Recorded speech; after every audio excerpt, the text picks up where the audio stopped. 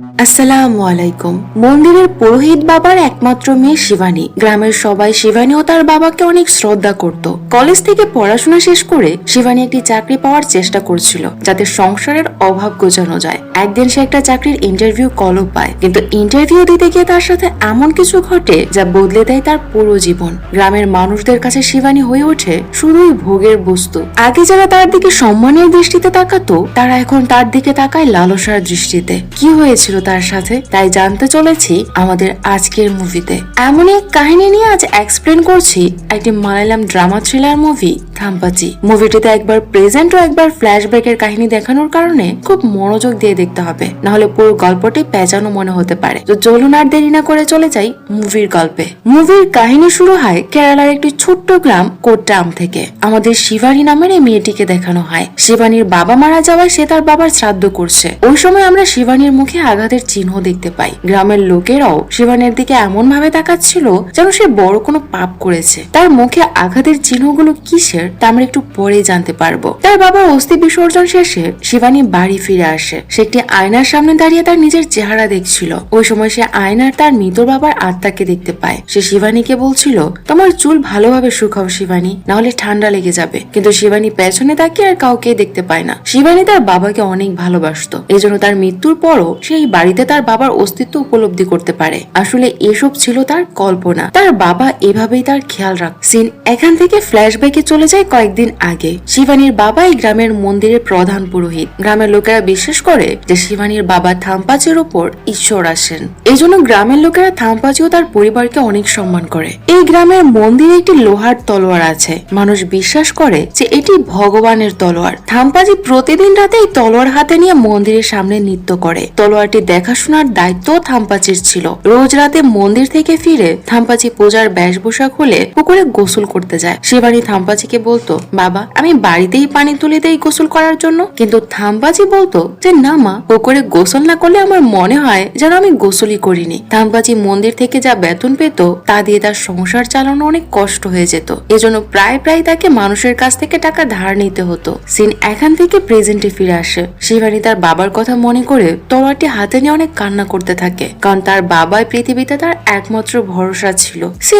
আবারও ফ্ল্যাশব্যাকে আসে। শিবানী কলেজের পড়াশোনা শেষ করেছে। এখন তার ইচ্ছা শহরে গিয়ে চাকরি করে সংসারের হাল ধরবে। থাম্পাচি অনেক লোকের কাছ থেকে ঋণ করেছে, সে ঋণ পরিশোধ করতে হবে। এই জন্য সে শহরের একটি কোম্পানিতে চাকরির জন্য অ্যাপ্লাই করেছিল। আজ সে চাকরির ইন্টারভিউর জন্য চিঠি এসেছে। আগামী সপ্তাহে তাকে ইন্টারভিউর জন্য ডাকা হয়েছে। এজন্য শিবানী অনেক খুশি ছিল। শিবানী এই গ্রামেরই প্রকাশ নামের একটি ছেলেকে পছন্দ করত। এ ব্যাপারে দুই পরিবারের সবাই জানতো। প্রকাশের মাও শিবানীকে অনেক পছন্দ করত। আগামী শীতে তাদের বিয়ের কথাবার্তাও ঠিক হয়ে গেছে। শিবানী খুশির খবর দিতে প্রকাশদের বাড়িতে যায়। প্রকাশ তখন ঘরে বসে ফেসবুক দেখছিল। প্রকাশের মা শিবানীকে দেখে অনেক খুশি হয়। সে শিবানীকে বলে, প্রকাশ ঘরে আছে, যাও তার সাথে দেখা করে এসো। শিবানী প্রকাশকে তার চাকরির ইন্টারভিউ লেটার দেখালে প্রকাশও অনেক খুশি হয়। শিবানীর সাথে দুষ্টুমি করতে গিয়ে প্রকাশের ফোন হাত থেকে পড়ে গিয়ে ভেঙে যায়। এতে প্রকাশ আবারও দুষ্টুমি করে শিবানীকে ধাওয়া দিলে শিবানী প্রকাশের মায়ের কাছে চলে যায়। প্রকাশের মা তখন প্রকাশকে বলে, কি ব্যাপার,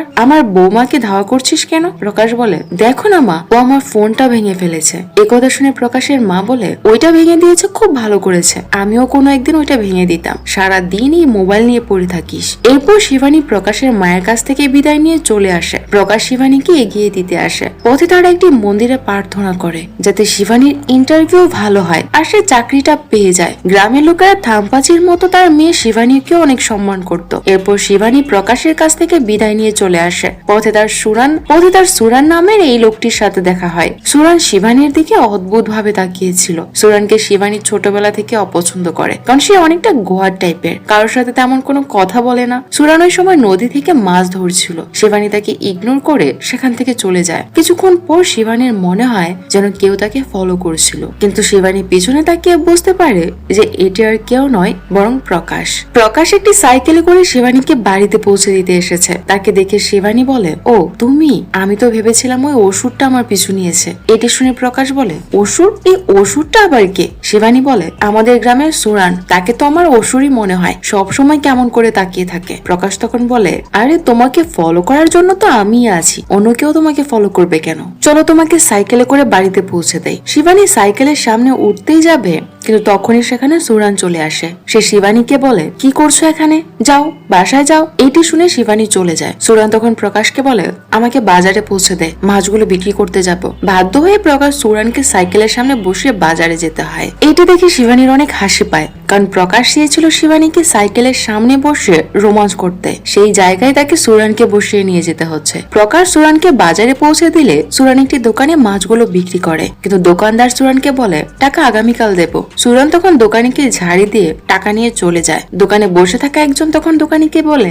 সুরানের ব্যবহার সবসময় খারাপ, যেন একটা অসুর। পরদিন মুরগান নামের এই লোকটি শিবানীদের বাড়িতে আসে। তার কাছ থেকে থাম্পাচি অনেকদিন আগে কিছু টাকা সুদে ধার নিয়েছিল, কিন্তু অনেকদিন হয়ে যাবার পরও থাম্পাচি সুদ বা আসল কিছুই পরিশোধ করতে পারেনি। মুরগান থাম্পাচিকে বলে, অনেকদিন হয়ে গেছে থাম্পাচি, এবার তো আমার টাকা পরিশোধ করো, কমসে কম সুদের টাকা তো আমাকে ফেরত দাও, আজ আমি টাকা না নিয়ে যাব না। ওই সময় শিবানী সেখানে আসলে মুরগান শিবানীকে বলে, তোমার বাবা তোমার পড়াশোনার জন্য আমার কাছ থেকে টাকা ধার নিয়েছিল, তোমার পড়াশোনা তো শেষ হয়েছে, এবার একটা চাকরি বাকরি নিয়ে আমার টাকা পরিশোধ করো। ওই সময় শিবানী ঘর থেকে কিছু টাকা এনে মুরগানকে দেয়। সে মুরগানকে কথা দেয় যে ধীরে ধীরে সে তার সব টাকা পরিশোধ করে দেবে। মুরগান চলে গেলে থাম্পাচি শিবানীকে বলে, এই কটা টাকা তো আমি ঘরের খরচের জন্য রেখেছিলাম, এগুলো কেন দিয়ে দিলি মা, এখন বাকি দিন বাজার খরচ চলবে কি করে? শিবানী থাম্পাচিকে বলে, এগুলো প্রকাশ আমাকে দিয়েছিল, তোমার টাকা নয় এগুলো। এরপর শিবানী থাম্পাচিকে তার চাকরির ইন্টারভিউর কথা জানায়। প্রথমে থাম্পাচি রাজি ছিল না যে তার মেয়ে শহরে গিয়ে চাকরি করবে, কিন্তু শিবানী তাকে বোঝায় যে সে চাকরি না করলে সারা জীবন তাদের এভাবে ঋণগ্রস্ত থাকতে হবে, এভাবে আর কতদিন সে মন্দিরে কাজ করতে পারবে, তারও তো এখন অবসর নেওয়া প্রয়োজন। শিবানী অনেক কষ্টে তার বাবাকে বুঝিয়ে রাজি করায়। এখান থেকে সিন আবারও প্রেজেন্টে ফিরে আসে। গ্রাম প্রধান কয়েকজন লোক নিয়ে একদিন সকালে শিবানীর বাড়িতে আসে। তারা শিবানীকে বলে যে মন্দিরের তলোয়ারটি তোমার বাবার কাছে ছিল, এখন তো সে মারা গেছে, এজন্য আমরা এটি নিয়ে যেতে চাই, নাহলে গ্রামের অমঙ্গল হতে পারে, তাই তুমি এটি মন্দিরে ফিরিয়ে দিয়ে এসো। এই বলে গ্রাম প্রধান চলে যায়। সবাই চলে গেল, এই লোকটি থেকে যায় শিবানীর বাড়িতে। সে শিবানীকে বলে, আমি জানি তুমি কি অবস্থায় আছো, তুমি কোনো চিন্তা করো না, আমি তোমার জন্য সবকিছু করব, তুমি শুধু আমাকে একটু। এই কথা বলে লোকটি শিবানীর কাঁধে হাত রাখে। এটি দেখে শিবানী বুঝতে পারে যে লোকটি তাকে একা পেয়ে সুযোগ নিতে চাইছে, এজন্য সে অনেক রাগ নিয়ে লোকটির দিকে তাকায়। লোকটি তখন ভয় পেয়ে সেখান থেকে চলে যায়। এরপর শিবানী কান্নায় ভেঙে পড়ে। সিন এখান থেকে আবার ফ্ল্যাশব্যাকে চলে আসে। শিবানী একদিন প্রকাশের সাথে দেখা করতে নদীর পাড়ে যায়। সেখানে প্রকাশ শিবানীকে বলে যে তোমার চাকরি করা কি খুব প্রয়োজন, না গেলে হয় না। শিবানী প্রকাশকে বলে, আমার পরিবারের অবস্থা তো তুমি জানো প্রকাশ, বাবার বয়স হয়েছে, তাকে এবার অবসরে যেতে হবে, তাছাড়া বাবার ইনকামে পরিবারের খরচ চালানোর জন্য যথেষ্ট নয়, আমাকে পড়াশোনা করানোর জন্য বাবা অনেক টাকা ঋণ করেছে, সেগুলো তো পরিশোধ করতে হবে। প্রকাশ তখন বলে, চিন্তা করো না, আমি আছি তোমার পাশে। ওই সময় আমরা দেখি যে সুরান নৌকা নিয়ে নদী পাড়ে আসছে। তাকে দেখে শিবানী সেখান থেকে চলে যায়। নদীর পাড়ে প্রকাশকে দেখে সুরান বলে, তুই এখানে কি করছিস, যা এখান থেকে। প্রকাশ কোনো কথা না বাড়িয়ে চলে যায়, কারণ সে জানতো যে সুরানের সাথে কথা বাড়ানো মানে ঝগড়ায় জড়িয়ে পড়া। তখন আমাদের সুরানের কিছু অতীত দেখানো হয় যে কেন সুরান এমন ঝগড়াটে স্বভাবের। ছোটবেলায় সুরানের মা মারা যায়। তার বাবা ছিল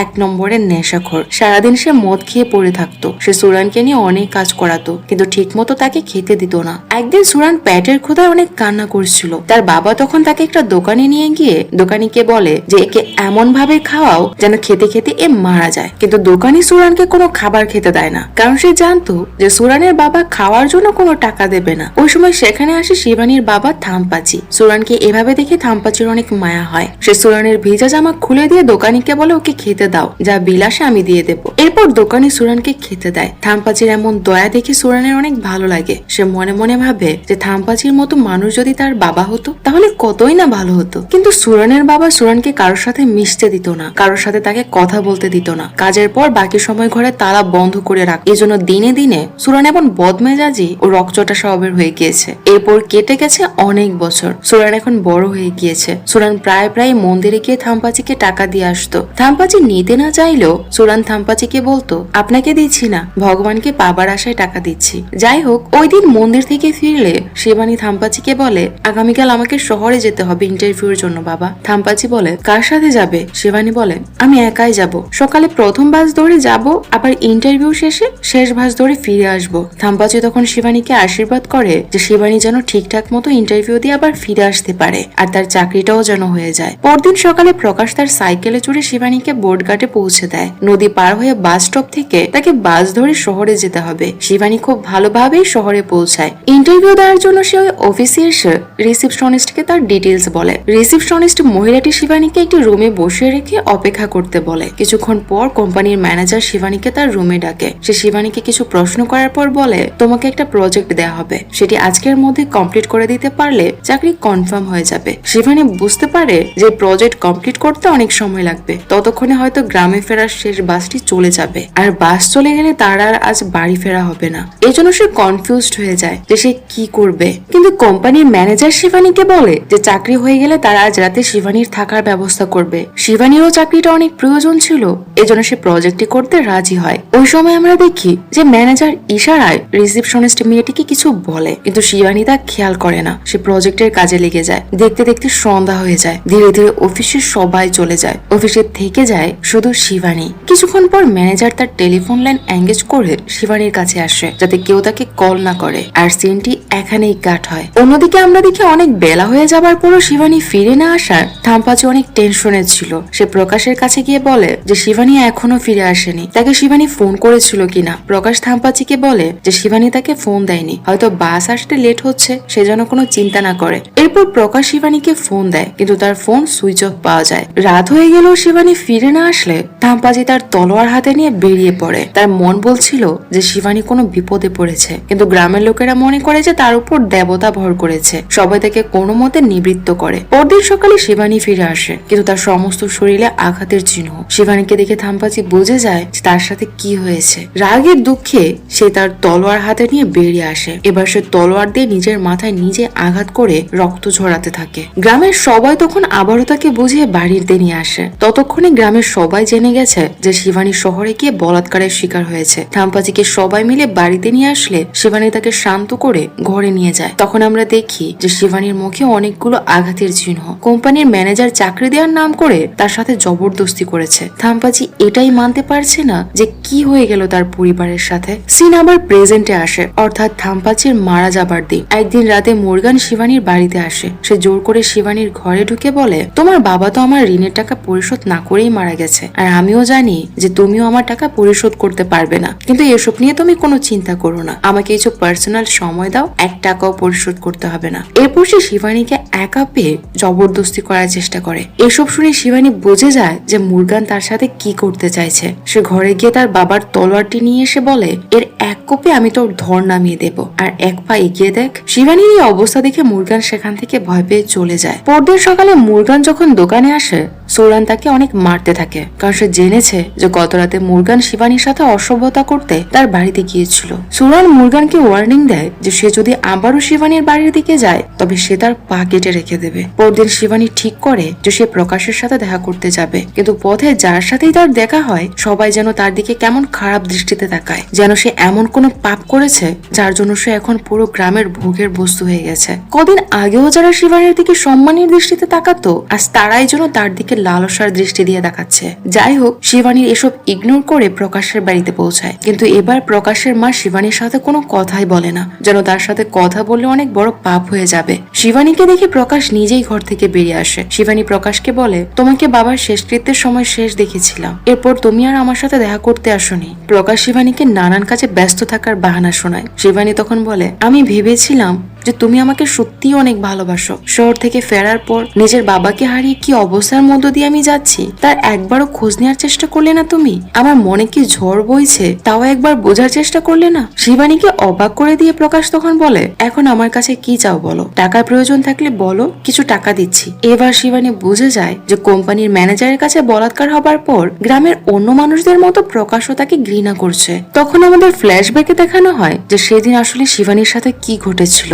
শিবানীকে অফিসে একা পেয়ে ম্যানেজার শিবানীকে জবরদস্তি বলাৎকার করে। এরপর ম্যানেজার শিবানীকে খুন করার চেষ্টা করে যাতে সে পুলিশে কমপ্লেন দিতে না পারে, কিন্তু শিবানী কোনো রকমে অফিস থেকে পালিয়ে আসে। ম্যানেজার তখন শিবানীকে গাড়ি চাপা দিয়ে খুন করার চেষ্টা করে, কিন্তু সৌভাগ্যক্রমে শিবানী শিবানী বেঁচে যায়। এরপর সে একটা বাস ধরে কোন রকমে গ্রামে ফিরে আসে। যাই হোক, শিবানী বুঝতে পারে যে প্রকাশ এখন আর তাকে ভালোবাসে না। এজন্য সে এক বুক কষ্ট নিয়ে নিজের বাড়িতে ফিরে আসে। সে ভগবানের কাছে প্রার্থনা করে যে ভগবান এ কেমন জীবন আমাকে দিলে, তার জীবনটা কেন এমন হয়ে গেল। পরের সিনে আমরা দেখি গ্রামের লোকজন আবারও শিবানীর বাড়িতে আসে মন্দিরের তলোয়ার ফিরিয়ে নেওয়ার জন্য, কিন্তু শিবানী তাদের বলে যে সে কিছুতেই এর তলোয়ার তাদের দেবে না। গ্রাম প্রধান শিবানীকে বলে যে এটি যে চালাতো তার মৃত্যু হয়েছে, তা খুব নিষ্ঠুর মৃত্যু, এটি ফিরিয়ে না নিলে গ্রামের অনিষ্ট হতে পারে। শিবানী তাদের বলে এটি ভগবানের তলোয়ার, যদি ভগবান নিজে এসে বলে যে তলোয়ার ফিরিয়ে দিতে, তবেই শুধু আমি এটি ফিরিয়ে দেব, এর আগে নয়। ফলে গ্রামবাসীরা আবারও ব্যর্থ হয়ে ফিরে যায়। এরপর শিবানী অনেক কান্না করতে থাকে। সে জানে না